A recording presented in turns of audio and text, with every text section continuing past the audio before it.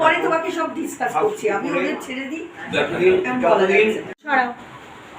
হ্যাঁ এলাম মিঠু, ঠিক আছে, খুব খুশি হয়েছে বলি। হ্যাঁ তো শুধু তোর মুখের দিকে তাকিয়ে দৌড়াদৌড়ি করে এজন্য সত্যি আমি শুধু তোর মুখের দিকে তাকিয়ে দৌড়াদৌড়ি, থ্যাঙ্কফুলের কিছু নেই। না না এত থ্যাঙ্কস কি আছে রে? না যাই হোক, হ্যাঁ এটা যে বুঝেছো, আমার পাশে দাঁড়িয়েছো, আমি খুব আমি তো কাজ কিছু করতে পারি না, আরে কিন্তু তবে কালকে লেটেস্ট যেটা হয়ে গেছে এর উপর আর কিছু হয় না।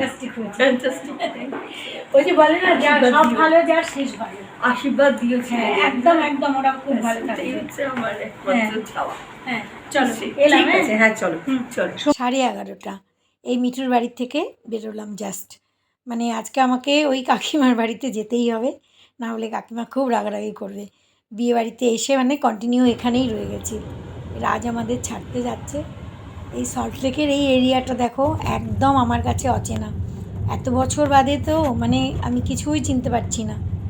সমস্ত কিছু চেঞ্জ হয়ে গেছে, বড় বড় অফিস হয়ে গেছে, বিভিন্ন রকমের বড় বড় দোকান, কিচ্ছু আমার মানে আগের সেই সল্টলেক তো আর নেই, একদম চেঞ্জ হয়ে গেছে। তো আমি তো বলেছিলাম যে আমরা নিজেরাই চলে যাব, কিন্তু রাজ বলল, মিঠুও বললো যে না না তুমি একা যাবে না, ও ছেড়ে দিয়ে আসবে। তো আমাদের যাচ্ছে ছাড়তে, এক্ষুনি পৌঁছেও যাব, বেশিক্ষণ না। এটা হচ্ছে আমাদের ডিএ ব্লক, আর কাকিমার বাড়ি হচ্ছে এজি ব্লক। তো বেশি দূর না, খুব একটা দূরে না, মানে কাছাকাছি পৌঁছেই যাব।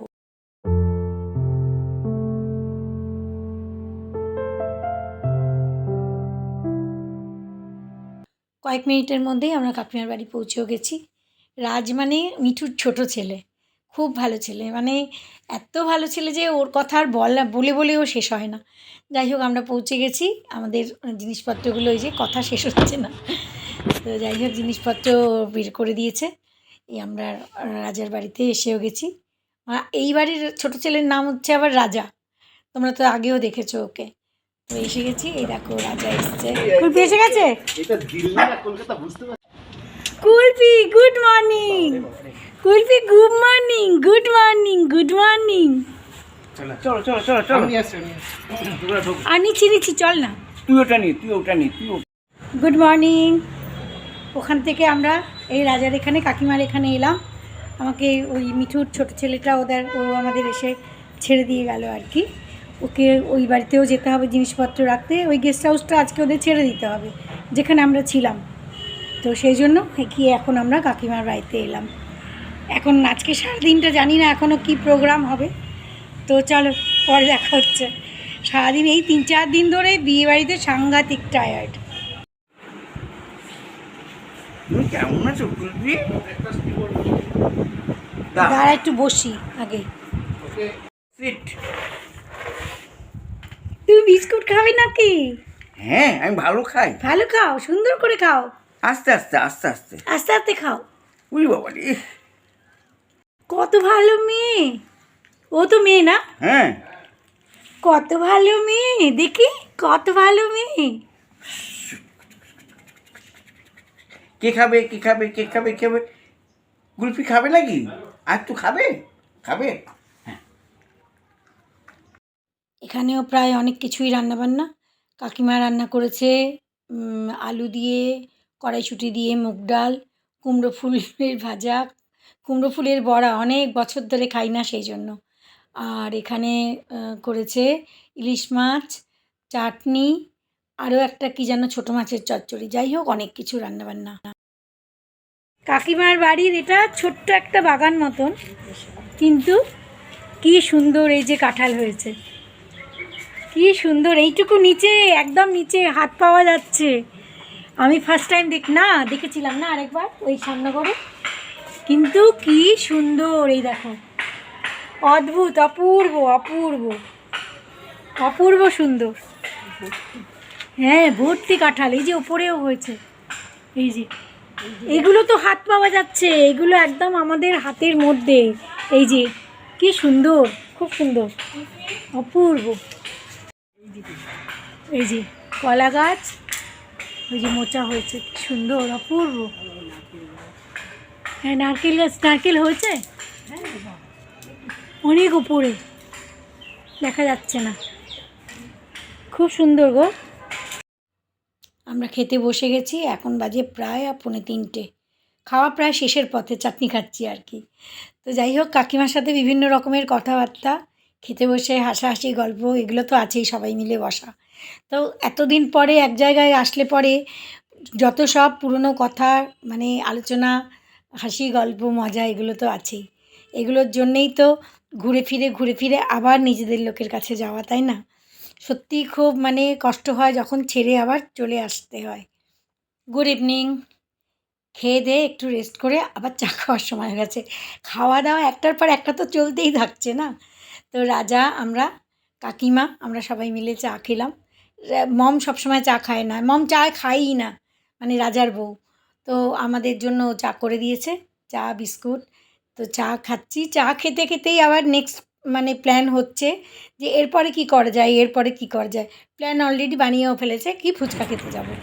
তো এই যে দেখো মম আসছে আর কাকিমার মেয়ে আগে। তো আমরা বেরোচ্ছি এখানে ফুচকা খেতে। ওদের বাড়ির মোড়টাতেই একটা খুব ভালো ফুচকাওয়ালা আছে। ভালো মানে 8টা 8:30টার মধ্যে নাকি ওর ফুচকা সব শেষ হয়ে যায়। তো ওখানেই যাচ্ছি। হঠাৎ করে প্ল্যান হয়ে গেল ফুচকা খাওয়ার। রাজা, মম, আমরা দুজন। কাকিমাকে নিয়ে এসেছি জবরদস্তি।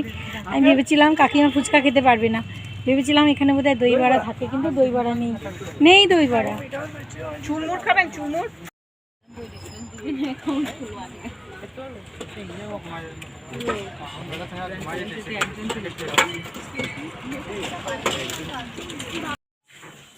আজকে রাত্রিবেলা খাওয়া হচ্ছে রুটি, আলুর দম, আর এটা কি ডিম তড়কা। ডিম তড়কা। তো রাজা বলল যে এখন আর ঘরে কিছু বানাতে হবে না। মম বানাচ্ছে কালকে সকালের টিফিনের জন্য, ও তো সকালে বেরিয়ে যাবে স্কুলে, মেয়েও বেরিয়ে যাবে। আমাকে অল্প একটু ভাত দিবি? ভাত কী দিয়ে খাবো আমি? ছোটো মাছের চচ্চড়ি। হা সলিড। আমি ওই জন্যই ভাত খাবো। ওপর কাঁচা লঙ্কা আছে নাকি? দাও না, পেঁয়াজ আর কাঁচা লঙ্কা। হ্যাঁ, পেঁয়াজ তো ওই আলুটার মধ্যে ছিল।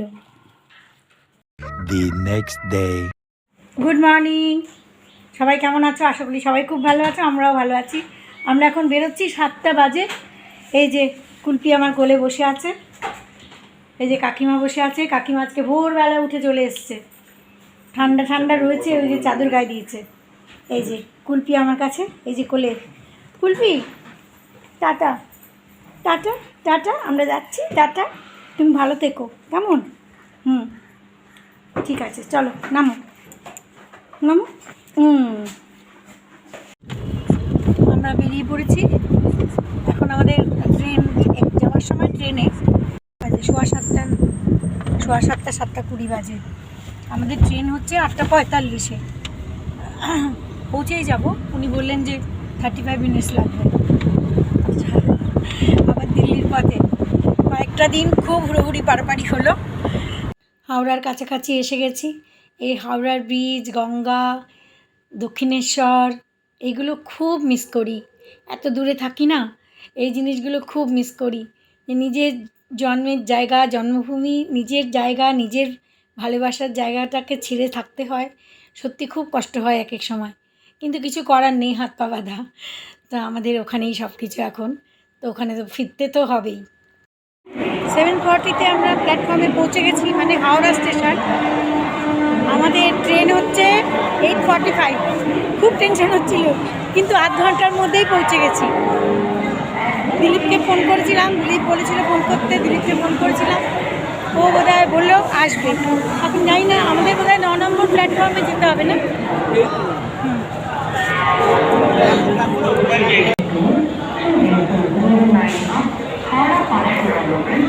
দিলীপ এসছে স্টেশনে।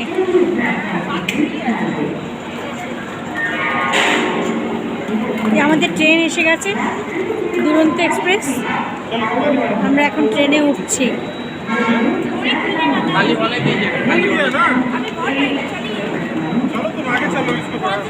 দেখতে দেখতে ট্রেন ছেড়ে দিল, একদম ডট 8:45-এ ট্রেন ছাড়লো। দিলীপ আমাদের বসিয়ে দিয়ে সব কিছু যা জিনিসপত্র ঠিকঠাক করে রেখে তারপরে ও নেমে গেল। খুব মনটা খারাপ লাগছিল, খুব কষ্ট হচ্ছিল, কিন্তু কি করব, কিছু করার নেই না।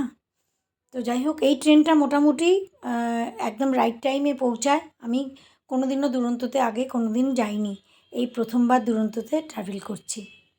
প্রায় 10টা নাগাদ আমাদের ব্রেকফাস্ট দিয়ে গেল। ব্রেকফাস্টে অনেক কিছু, ব্রেড, 2 পিস ব্রেড, বাটার, তারপরে অমলেট, তারপরে এই 3-4 পিস আলু ভাজা, তারপরে টি কিট, তারপরে একটা ওই ম্যাঙ্গো জুসের মতন, তারপরে আরেকটাও আছে, আরেকটা জানে কী আছে একটা, যাই হোক মোটামুটি অনেক কিছুই।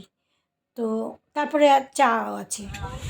তো এই আমাদের সঙ্গে এরা দুজন আছে, এদের দুজনে এখন তো ফোন নিয়ে ব্যস্ত, কিন্তু তারপরে আলাপ পরিচয় তো হয়েই যাবে। ঝড়ের বেগে ট্রেন ছুটছে, শুনেছি দুরন্ত নাকি একদম রাইট টাইমেই পৌঁছয়, তো যেভাবে চলছে পৌঁছেই যাবে। ব্রেকফাস্টের পরে আমাদের সঙ্গে যারা ছিলেন তাদের সঙ্গে গল্প করতে করতে কখন যে 1টা-1:30 বেজে গেছে বুঝতেই পারিনি। এই দেখো আমাদের ব্রেকফাস্টের পরে আর কি লাঞ্চও দিয়ে গেছে। লাঞ্চে ভেজও ছিল, নন ভেজও ছিল। তো ওর জন্য নন ভেজ নিয়েছি, আমার জন্য ভেজ নিয়েছি। তা অনেক কিছুই ছিল, ভাত, রুটি, তারপরে ডাল, চিকেন, আর এই একটা আলু দিয়ে মটর দিয়ে তরকারি। হঠাৎ দেখলাম চারিদিকে বাইরে লাইট, সবাই বলল প্রয়াগরাজের ওপর দিয়ে যাচ্ছি। এত ভালো লাগছিল দেখতে যে আমি একটুখানি চেষ্টা করলাম, কিন্তু যেহেতু ওই কাজটার ভেতর থেকে, যার জন্য ভালো করে নিতে পারিনি, কিন্তু আমি তবুও তোমাদের সাথে শেয়ার করলাম। আর তারপরে রাত্রে ঘুমের পরেই নিউ দিল্লি স্টেশনে হাজির। জাস্ট একদম 6:40-তে আমার ট্রেন ইন করেছে, একটুও লেট করেনি। মানে কিভাবে একদম মানে ডট টাইমে পৌঁছেছে। নিউ দিল্লি স্টেশনে এসে আমরা বাইরে বেরিয়েছি, মামুন বাবুর ফোন এলো যে আমরা আসছি, তোমরা গাড়ির জন্য ওয়েট করো। তারপরে ওরা এসে আমাদের গাড়ি নিয়েই এসেছিলো মামুন, তারপরে ওদের সঙ্গে বাড়িতে এলাম। আমরা বাড়িতে এসে গেছি, স্টেশন থেকে আমাদের বাড়িটা তো বেশি দূরে নয়, তো বাড়িতে পৌঁছে গেছি। আর ওই দেখো যে ঝন্টুর হইচই শুরু হয়েছে এই কদিন ধরে আমাদের না দেখে। মানে আসলে মামুন বাবুর কাছে খেয়ে তো নিয়েছে কোনোভাবে, কিন্তু খুব মন খারাপ, সারাটা দিন ধরে মুখ নিচু করে একদম চুপচাপ বসেছিল, খুব মন খারাপ ছিল। যাই হোক আমরা বাড়িতে এসে গেছি, জিনিসপত্রগুলো নামানো হয়ে গেছে। এই কদিন ধরে না দেখে না ও একদম পাগলের মতন হয়ে গেছে। আমরা ঢুকতেই একেবারে হুড়াহুড়ি পাড়াপাড়ি, কী করবে কী না করবে মানে দিশা পাচ্ছে না একদম। মানে এখানে গন্ধ শুকছে, ওখানে গন্ধ শুকছে, কোথায় গেছিলে, এতদিন কেন দেরি করে এসছো, নানান রকম আর কি। দেখো কীরকম পাগলের মতন করছে, মানে বসবে না, এদিক ওদিক পাগল করছে একদম। একটু পরেই যদিও ঠিক হয়ে যাবে। ওদের ভালোবাসার, এই ভালোবাসার না তুলনা হয় না সত্যি। স্নান করে পুজো করে তারপরে সকালের ব্রেকফাস্ট, দুপুরের খাওয়া দাওয়া সেরে এই জাস্ট বসে এই ভিডিওটা এডিট করলাম। সত্যি কয়েকটা দিন মানে যেমন হঠাৎ করে যেমন উড়ে চলে যায়, ওরকমভাবে গিয়ে কয়েকটা দিন মানে খুব আনন্দ ফুর্তি করে এসেছি। মানে এতদিন পরে অনেক পুরনো লোকের সঙ্গে দেখা হয়েছে, যেটা নাকি খুবই ভালো লেগেছে। ওই যে এক ভদ্রমহিলা, মানে একটু বয়স্ক ভদ্রমহিলা, আমার বোনের মানে মামাতো বোনের শাশুড়ি, ওনাদের পুরো ফ্যামিলির সাথে আমাদের একটা ভীষণ ভালোবাসার সম্পর্ক। ওই বোনের বিয়েতে বোধহয় 7 দিন ধরে আমাদের বাড়ি ওদের বাড়ি মিলিয়ে মানে গান বাজনাই হয়েছে শুধু। মানে ওনার ভাইয়েরা সবাই গান বাজনায় খুব ভালো ছিলেন। এখন একজন দুজন নেইও, কিন্তু তবুও ওনার সাথে দেখা হওয়াতে না ভীষণ ভালো লেগেছে। তো যাই হোক, কালকের আর আজকের ব্লগ একসঙ্গে আজকে তোমাদের কাছে পাঠাচ্ছি।